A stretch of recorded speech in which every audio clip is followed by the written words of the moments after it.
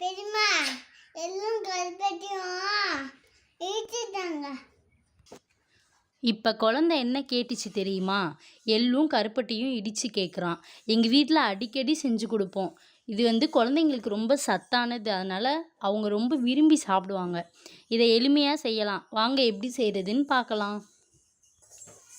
First பாத்திரத்தை அடுப்பில் வச்சாச்சு. அப்புறம் எள்ளு போடணும். எள்ளை போட்டு நல்லா வறுத்துட்டே இருக்கணும். இந்த எள்ளு வந்து எங்களோட காட்டில் விளைஞ்சது, உரம் போடாமல். ஏன்னா குழந்தைங்களுக்கு கொடுக்குறோம்ல, அதனால நல்லா சுத்தமானதாக குழந்தைங்களுக்கு வந்து கொடுக்கணும். சுத்தமாகவும் இருக்கணும், நல்ல ஆரோக்கியமாகவும் இருக்கணும்.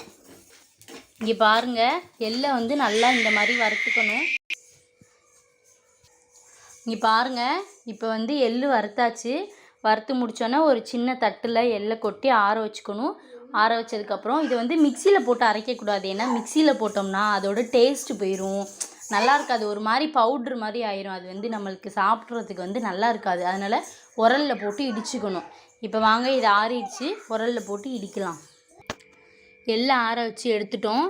இப்போ நாட்டு சர்க்கரையும் பக்கத்துலேயே வச்சுருக்கோம். ஏன்னா எங்கள் வீட்டில் வந்து வெல்லம் இல்லை, நாட்டு சர்க்கரை தான் இருக்குது. அதனால் எள்ளும் நாட்டு சர்க்கரையும் போட்டு இடிக்கலாம். வாங்க இப்போ உரலில் போடலாம்.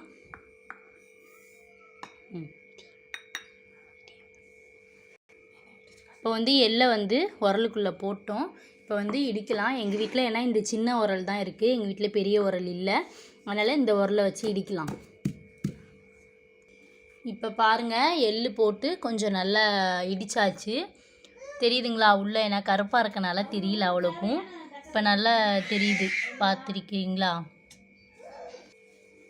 இப்போ இதில் 1 கிண்ணம் எள்ளு வச்சுருந்தோம். அதுக்கு ஒரு 1/4 கிண்ணம் வந்து இது நாட்டு சர்க்கரை. நாட்டு சர்க்கரையை வந்து கொட்டி நல்லா அதை வந்து இடிக்கணும். இடிச்சுட்டு நல்லா அது வந்து நல்லா எள்ளும் கருப்பட்டியும் சேர்ந்து ஒரு மாவு மாதிரி வரும், அதை சாப்பிட்லாம். இங்கே பாருங்கள், எள்ளும் கருப்பட்டியும் இடித்தாச்சு. எப்படி இருக்குது பாருங்கள். எங்கள் வீட்டு பாப்பா வந்து வேணும்னு அழுகுது. இதை எடுத்து சாப்பிட்டுட்டு நல்லா ரொம்ப டேஸ்ட்டு பிடிச்சி போனனால வேணும்னு எடுத்து சாப்பிடுது. நீங்களும் உங்கள் வீட்டில் செஞ்சு பாருங்கள். செஞ்சு பார்த்துட்டு எப்படி இருக்குன்னு சொல்லுங்கள்.